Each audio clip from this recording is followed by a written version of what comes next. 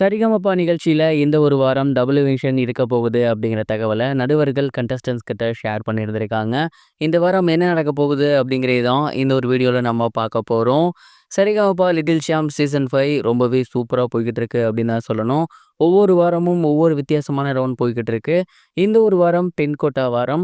இந்த வாரமும் கண்டஸ்டன்ட்ஸ் எல்லாமே ரொம்ப அருமையா பாடியிருக்காங்க. கடந்த சில வாரங்களா சரிகமபா நிகழ்ச்சியில எலிமினேஷன் அப்படிங்கிறதே நடக்காம இருந்துச்சு. பட் இந்த ஒரு வாரம் கண்டிப்பா எலிமினேஷன் இருக்கும் அப்படிங்கிறத நடுவர்கள் கண்டஸ்டன்ட்ஸ் கிட்ட இந்த ஒரு விஷயத்த பத்தி ஷேர் பண்ணியிருந்தாங்க. இதை பார்த்ததுக்கு அப்புறம் கண்டஸ்டன்ட்ஸ் எல்லாமே பயங்கரமா ஷாக் ஆகியிருந்தாங்க. ஸோ இந்த ஒரு வாரம் கண்டிப்பா எலிமினேஷன் இருக்கும் அப்படிங்கிறது மட்டும் இல்லாம டபுள் எலிமினேஷன் இருக்கும் அப்படிங்கிற மாதிரி சொல்லியிருந்தாங்க.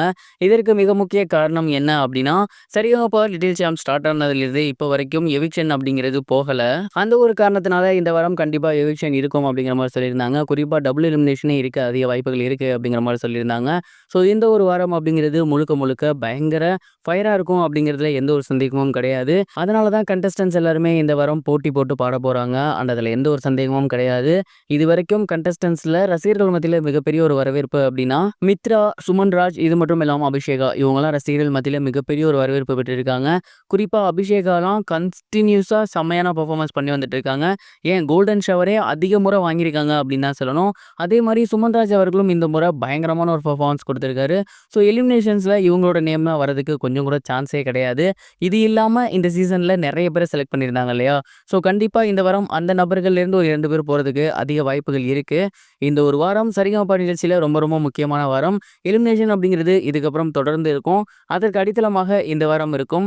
சொல்ல முடியாது, ஒருவேளை நல்லா ஃபேமஸா இருக்கக்கூடிய ஒரு நபர்கள்ல யாராவது ஒருத்தரை தூக்குனா ஷோ இன்னும் பீக்ல போகும். அவங்கள வைல்ட் கார்டில் கொண்டு வரலாங்கிற மாதிரி கூட யோசிக்க வாய்ப்பு இருக்கு. ஸோ இந்த ஒரு வாரம் ரொம்ப ரொம்ப இன்ட்ரெஸ்டிங்கா இருக்கும்னு நான் நினைக்கிறேன். நீங்க என்ன நினைக்கிறீங்க? கமெண்ட் பாக்ஸ்ல மறக்காம ஷேர் பண்ணுங்க. இது ஒரு புறம் இருக்க, பிரபல நடிகையான ஷாலினி அவர்கள் ரீசெண்டா அஜித் மற்றும் விஜய் இவங்களோட ரிலேஷன்ஷிப் குறித்து ஒரு சில விஷயங்கள் ஷேர் பண்ணியிருந்தாங்க. குறிப்பா அவங்க என்ன சொல்லியிருந்தாங்க அப்படின்னா, நிறைய ஃபேன்ஸ் வந்து அஜித் மற்றும் விஜய் அப்படின்னு சண்டை போட்டுட்டு இருக்காங்க. அவங்களுக்கு ஒரு விஷயம் புரியவே இல்ல. அஜித்தும் சரி, விஜயும் சரி ரொம்ப ரொம்ப க்ளோஸ் ஃப்ரெண்ட்ஸ். ஒருத்தரோட நலன் மேல இன்னொருத்தர் ரொம்ப அக்கறை வச்சிருப்பாங்க. அவங்க 2 பேருக்கும் தொழில்முறை போட்டி இருக்கலாம். அதுவுமே அவங்களுக்கு நேரடியா கிடையாது. அவங்க நேம வச்சு பிசினஸ்ல அந்த ஒரு போட்டி இருக்கலாம்.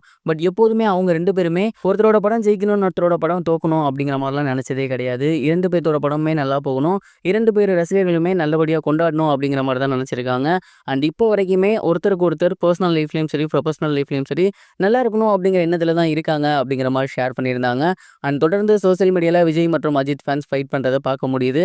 பட் அவங்க 2 பேருமே ரியல் லைஃப்ல ரொம்பவே க்ளோஸா தான் இருக்காங்க. ரசிகர்கள் தான் இந்த மாதிரி பண்ணிட்டு இருக்காங்கங்கிறது இதன் மூலியமா தெரியுது. இதை பத்தியும் நீங்க என்ன நினைக்கிறீங்க அப்படிங்கிறத கமெண்ட் பாக்ஸ்ல ஷேர் பண்ணுங்க.